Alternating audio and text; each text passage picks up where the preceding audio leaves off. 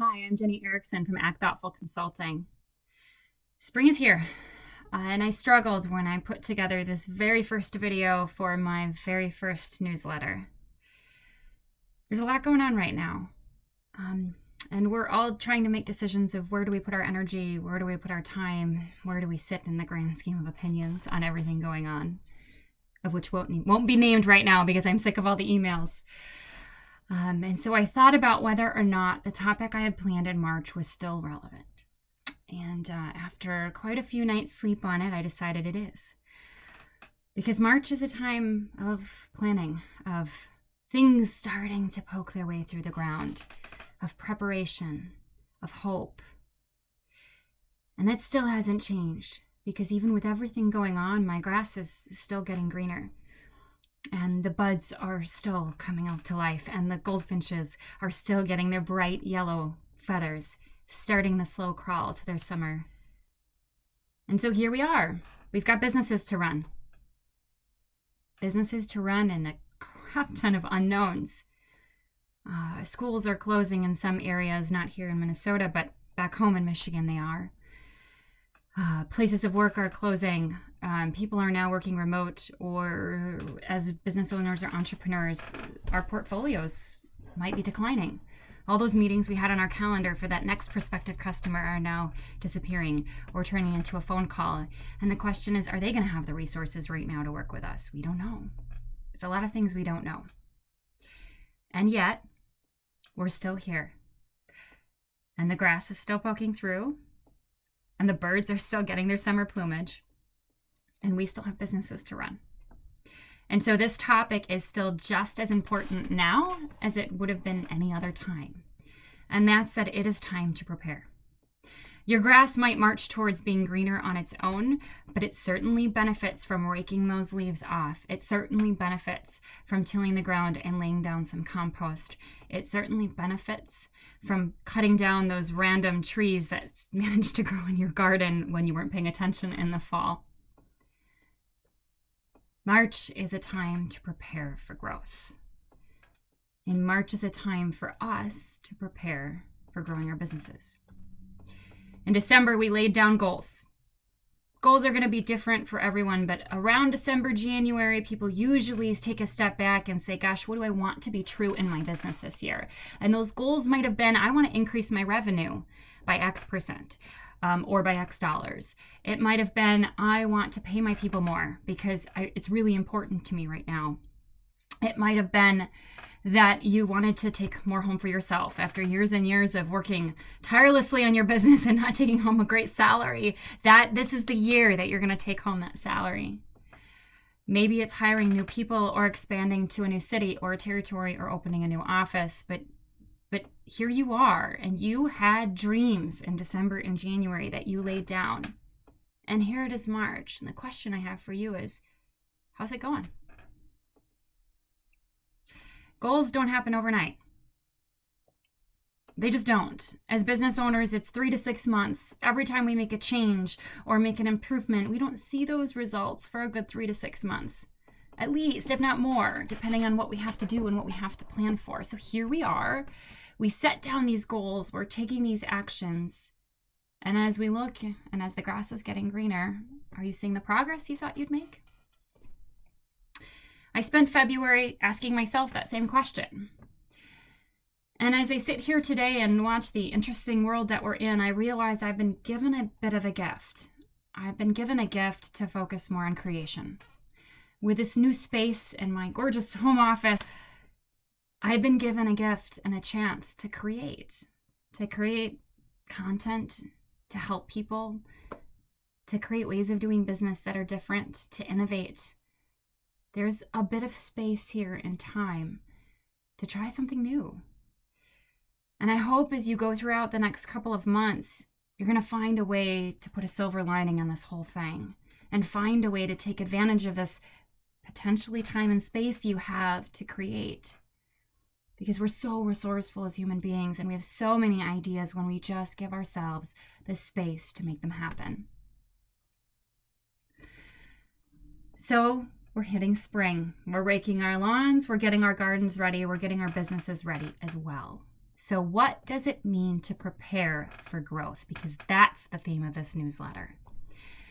I've broken it down into 3 areas to consider when you're thinking about growth. The first is finances. We hear it all the time. But understanding what financial resources you need and how to forecast those financial resources to where you want to be is incredibly critical. So we're going to spend a little bit of time today talking about financials and how to prepare your financials for growth. The second thing we're going to cover is time, because so many business owners have these great ideas of where they want to get to, but when they add it up, the math doesn't add up. They've not given themselves enough time to create the soil that they need to be able to grow, to create that rich garden. It takes your time as a business owner. It takes the time of your people. And so it's important that you factor in that time in your whole growth strategy. And the third dimension we're going to look at, so finances, time, energy. How many times have you underestimated the energy that it's going to take to get something done, or not taking care of yourself so you don't have the energy to keep giving? We're going to focus on how do you create a pool of energy to pull from so that you as a business owner can drive the growth that you need to drive. So starting back to finances, our beloved topic, right? It always comes up as a business owner. When you think about finances from your business, I always like to start with a very simple formula, and it's good old-fashioned marketing. P times Q, right? Your price times your quantity. So when you have a goal that you want to accomplish in revenue, which is one of the most common goals people have as a starting point, you have to be able to answer the question, how many are you going to sell of what to get to that revenue target? And is that feasible? How much more is that than you're selling today? What exactly do you plan on selling more of, and to who do you plan on selling in order to get there? So the first step for anyone who's trying to prepare their business for growth is to actually create a very, very, very simple spreadsheet that says, I'm going to sell X units of this service or product at this price to get to this revenue goal. Simple, right? But that's the first step that you need to lay down. Once you get that on paper, then the question becomes, do you have a pipeline to support that plan? So if you know that you need to land 3 new customers in this offering and you need to sell this offering to 6 of your existing customers, do you have those 3 potential customers in your pipeline yet? Do you have those 6 customers identified who would be fantastic candidates to be able to work with on a deeper level? If not, that's the next step. Let's build out that pipeline. Now, you're talking about looking ahead a year or a quarter, and it's not always easy to tell if you have a pipeline that supports that. So once you find that gap, then the question is, okay, if I have a gap of X number of clients I have to land, how effective am I typically at landing business once I get in front of them? If I'm pretty darn good at landing that business, then I really only need another extra customer or 2 sitting in that pipeline. So now it's about selecting the right people that can get you in front of the people that you're going to do business with. So it's about understanding who your referral partners are. Who are those top clients that would just love to spread the word? Or what events or workshops have you thrown that have done a fantastic job of getting your name out there and landing new clients? I know what those are for me. And that's where I invest my time. Okay, great. So now I've got a potential pipeline. I know exactly how many appointments I need to land each month. I know exactly how many new clients I need to close, and I know what I need to sell them. Now, I'm not saying this is going to be accurate. It won't be. I guarantee it. You're going to go into the jungle, and you're going to find out what you put on paper is malarkey. And that's fantastic, because that is when you can say, okay, based on what didn't work and what did work, how do I now adjust my plan? And every month you revisit that plan, and you can say, am I still on point to hit that revenue goal? I consistently hit my big picture goals. Do I hit the month over month ones? Oh, hell no. Because that's not what it's about. I go very quickly find out what's not working because I analyze it month over month, and I very quickly and rapidly adapt. So that's step 1, your financials. Then, if you have a plan, now you have to talk about what resources do I need to get there. And that resources crosses two vectors predominantly. It's financials and it's time. So I need to have a really good understanding of what expenses are going to be required for me to get to that revenue. And am I still going to make a profit? It's very important, right? We want to take home a paycheck. We want to make a profit. So can I actually afford the expenses that I need to get there? Is the first question that we answer around resources. The second question, and the one that's often not answered, is do I have enough time? I've sat down with a lot of business owners that when we add up the math with how much time they can dedicate to their business, it doesn't add up. So I like to do a really quick and simple and dirty time exercise at the bottom of any forecast that I do. And it really breaks my business down into a handful of categories. I try to limit it to 6 to 10 categories, no more, that represent everything I need to do to run my business and how much time I need to invest in them. Many of those numbers are automated. So for instance, if I know for every client I deliver X service to, I need X number of my hours free to oversee that work or do that work, then that time component is automatically calculated off of my sales plan. So as that changes, my time plan automatically readjusts. Some of it's manual. There's a certain amount of time I need to allocate each month to do my financials and to plan ahead and to think bigger picture. Some of it's a formula. So I know that if I need X number of new customers, there's a certain number of sales time. So I'll take the number of new customers and multiply it by the amount of time I need to nurture each lead, and then multiplied by the my close rates, so I can get a really good idea of how much time I need to invest in the sales cycle to actually close that number of clients. And now I have a time block reserved each month for sales. I take it to another level. I actually color code my calendar. Everybody's got a system for doing this. You can use a time tracker. You can color code your calendar. Toggle's a favorite time tracker of mine, super easy to use.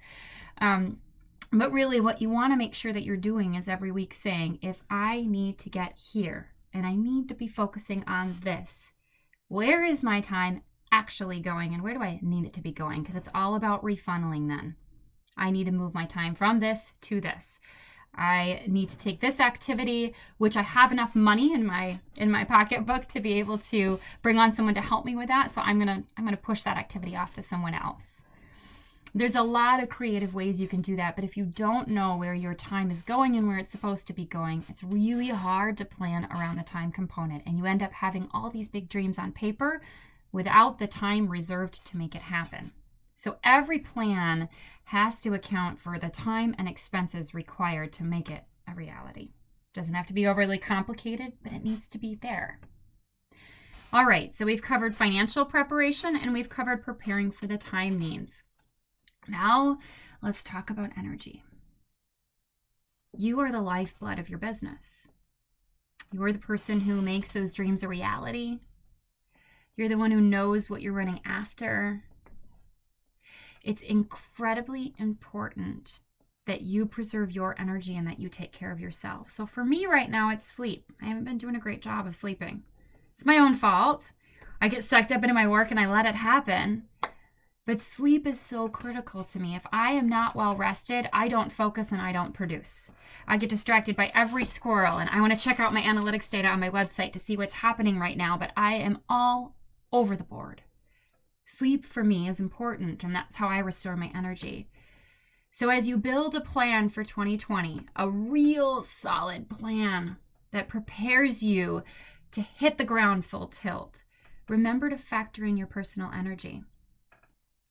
You really want to be in a position where you know how to set the stage so that when the chips start to fall, you are ready to take advantage of them. That means you need to know the finances. You need to know how you're going to get there and the specific things you need to do to get there. You need to know the expenses that you need to be preparing for. Within time, you need to know where your time is going and what you need to systematize, simplify, or delegate in order to be able to make that happen. And if there's an expense associated with that, let's make sure that's in your plan. And then lastly, you need the energy. You need to take care of yourself. Right now, just like any other time, it's critical that you are well rested, that you are healthy, that you are strong, and that you are ready to take on the world that I know you can take on. So let's get ready, because March, we're going to prepare for growth. Get ready to read some resources. Get ready to dive in, because this is all about preparation. We'll see you next month in April.